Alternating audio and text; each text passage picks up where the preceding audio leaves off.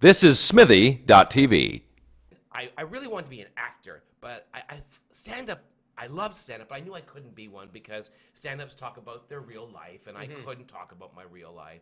But I did, 3 times I did amateur night at Yuck Yucks.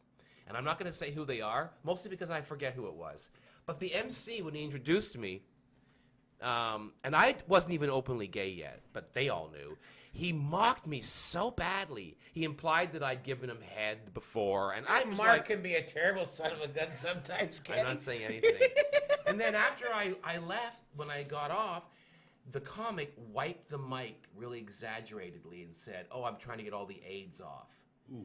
That's no joke. That's what happened. I went, I cannot do this. See, and then I met the kids in the hall, and I went, I can hide. Because there used to be a comic when I first came out named Paul K. Willis, and if you were dirty, Paul K. would always wipe the mic off. Right. And I think actually Sean Thompson. Yeah, I remember that. Sean would have the can of Lysol, and he would spray the mic with it. So it may not have been so personal then when they may just been no. That was a personal. No, one? it was personal. He said no. Well, at least you didn't get the Lysol. At least it wasn't Sean Thompson. No, come on. You remember back in the day? Remember you know, Breslin would pick out a guy in the audience and make him Lance, and then the whole night everybody would ridicule. That's how it was. I mean, that is the way it was. Yeah. So that was why stand-up. The golden age of comedy. Yeah, like it was women and gay people were just not invited. And blacks. And you were like one of the because Pat Bullard would see a black guy in the audience and go to shake his hand and go, "What it is? It's a hand." You know, so. Yeah, you're absolutely right. Absolutely. It was very much a straight, white, male world, and you had to behave.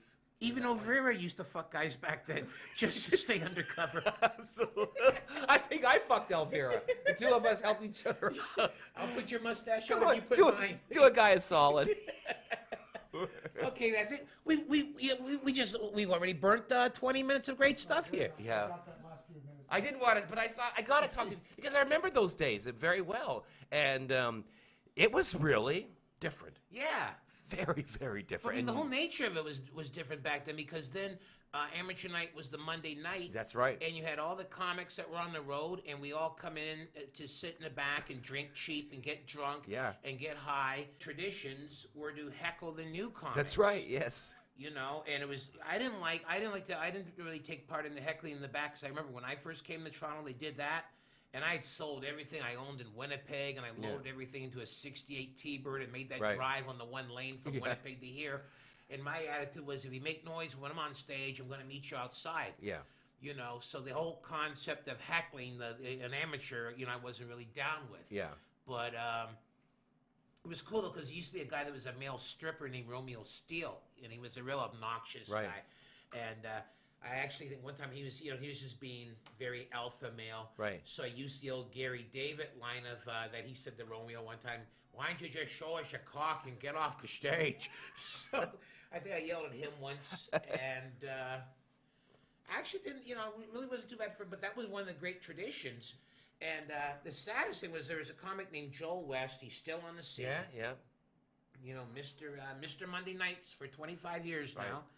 And he came over one time, and he thought he'd sit at the table where everybody was yelling and heckling from the back. And I just looked up at him, and I'm usually not abrasive or abusive of people. I just let him go, "You got no business being over here. Go get me a fucking Coke." You know, I may as well say, "Go get your shine box." You know, and he's kind of like dismissed him and sent him off running. You know, shine box. You know, but yeah, in fact, the byline for Yucks in the old days used to be, "It's cruel inside." Yeah. And that wasn't just to the audience. No. You know. And the thing is, sorry about that. Is that my phone? Oh, it stopped. I think that in some ways, comedy's gone too far the other way now. It's not cruel enough. It's too soft. It's what we were talking about earlier about the bullying. I mean, you can't take bullying out of life. No. Life is bullying. And everything is bullying. Everything's bullying. I mean, and this whole idea that we can socially engineer children so that they're not bullying is, in some ways, kind of like a suicidal impulse. It's like the West committing suicide, going, "Oh, we're so terrible. we don't even want our children to be able to take the mantle. We're just going to give it away. And the people from the third world, all these immigrants, Do we really need a mantle? Do we even need a mantle? well, we need a mantle. It's still chilly out there. But people that have come from these poor countries, etc., they must go, man, this is going to be easy. No wonder why the Russian mob came in here. So Yeah, like, wow, they're so soft. They're going to just roll over. These I tell you, they want to have a sit down. What is a sit down? A sit down is when you are shot. So yeah, the whole world's changing on us. But it's true, comedy has become way too soft in terms of, it's not that, I think there's so many great changes. Yeah. But this whole idea that there are certain words that can't be said, certain topics that can't be addressed, that's unacceptable. That's what comedy does. Yeah, it's perfect example. Going back to the '80s, during the heyday, there was a comic that was a pal of mine, but he used to do this bit about the rock and roll fag bar, Right. and roll fag bar. Yeah. And to him, that was like he just didn't see fags and rock and roll combining together. exactly. And that was his whole bit. And he's like, look at Prince. If he's up there licking his fingers, he better be cleaning off either some watermelon or some chicken, and Not cum. No, not cum, not Prince, So, But come on. But he Cum had and watermelon, that's a good, they go together. Come on. So I guess he's only friendly. He was only happy being a racist there. He didn't want to get into being homophobic. So yeah, at least he had his issues straight. But I remember I took him aside and I said, when you stop and think about it, some of the greatest rock and roll has been done by fags. Yeah. I said, if you start off with Little Richard, and I said, then you can stop off with Elton John, and I says, we can talk about Bowie and Jagger or not talk about Bowie and Jagger. And I said, so I don't know why you're so horrified, but he was strictly Skinnered. So, Right. Strictly Skinnered. Strictly Skinnered, so where are we going to go from there? There's no place in Skinnered. So anyway, so there's this kid Odin. Okay. Okay, kid, he's the big news now. Right. Peterborough. I think that was one of the most recent places I was called nigger from the back of the room. But Really? yeah, well, used to always be Calgary. Could always count on it in Calgary. And then I think the last time was maybe Peterborough or Lindsay, somewhere in that area. But anyway, this kid, he suffers from Asbergers. Uh-huh. And he invited his classmates to his birthday party, and nobody RSVP'd. So there's this mom share or something. His mother went on the internet and cried that nobody went to her nobody RSVP her son's birthday. So now the kid's got somebody paid for a limousine to take him to the thing, and he had 500 people show up at the bowling alley, and Right. strangers are giving him $100. So I don't know if I like that. Because first of all, we don't know this kid, as you said earlier. Maybe people don't genuinely like him. maybe he's an asshole. Yeah, maybe he's an asshole. And the mother jumping in like that, don't you know that some kid's going to grab that guy and say, oh, your mommy, asked everybody to go to your party. They're going to mock him for that. Is your mommy gonna get you a date when it's time to graduate? I never thought of that. Yeah. And they're waiting till the media cools down so that they can ridicule him about his mommy doing this. Maybe it's already happening now. It is probably happening. And I think that she should just back off and go, okay, it didn't happen, but he'll learn something from this. But now it's a huge to-do, and when it all cools down, the kids are going to be worse to him. That's what I think. He still don't have any. Well, maybe he has new friends. Like Brent Butt sent him a text. So is he gonna go see Corner Gas, the movie 2, and hang out on set or something? And what happens when he turns 14? Yeah, I know. I just think it's an impulse. Our society doesn't want children to suffer at all any longer. I think they're afraid of him being suicidal, maybe.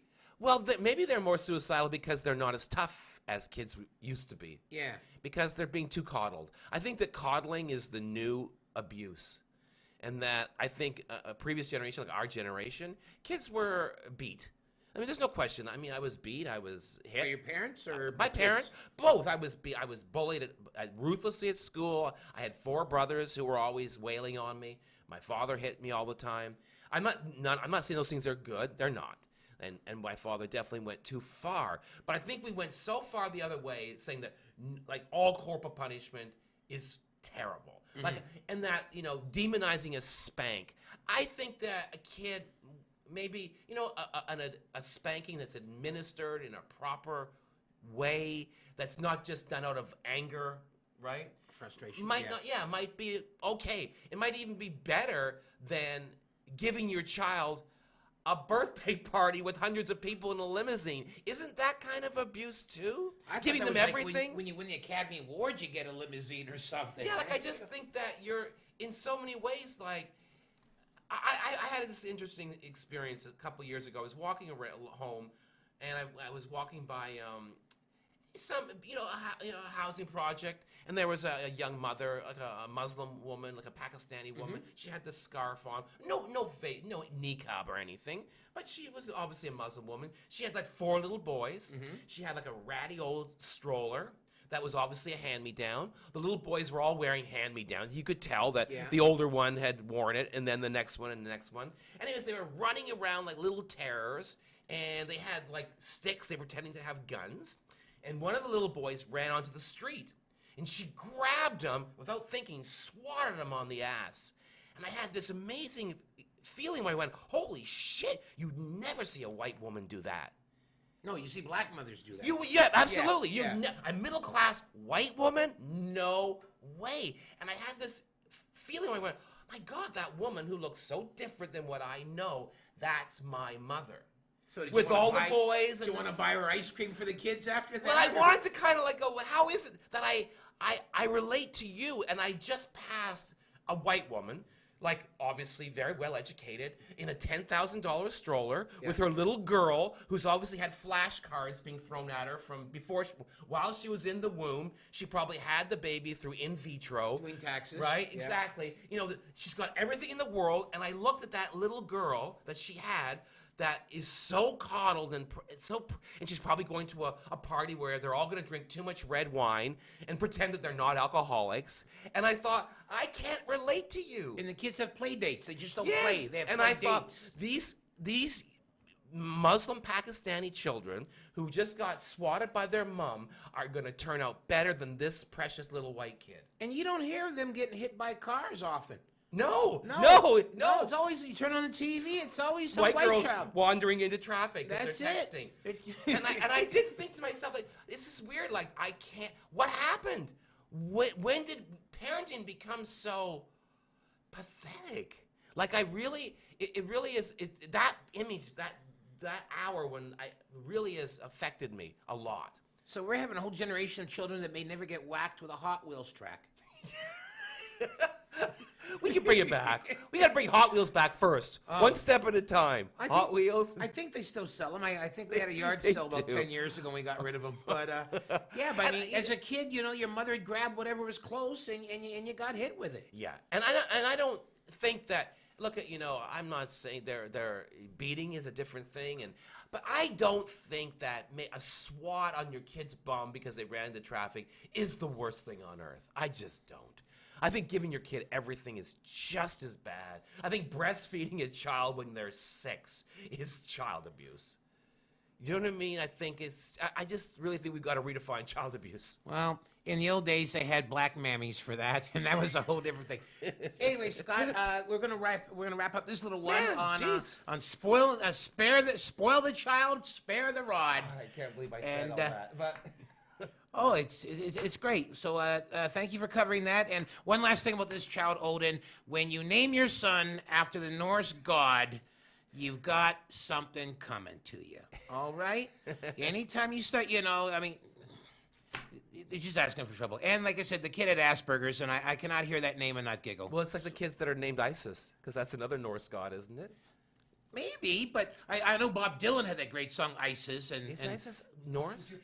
Egyptian, okay, Egyptian. Yeah, so every time I hear this, so I used to love the song Isis. Now I hear it and I go, well, that hurts Bob Dylan's record sales. So anyway, we've covered that one, and I have to come up with a title for this show. Okay. I've been calling it Breaking Down the News, and I think that just sounds kind of bow tie-ish, A little bit, so yeah. I got to come up with something It's very funkier. NPR. Yeah, you don't want that. And I mean, my radio isn't even allowed to receive NPR.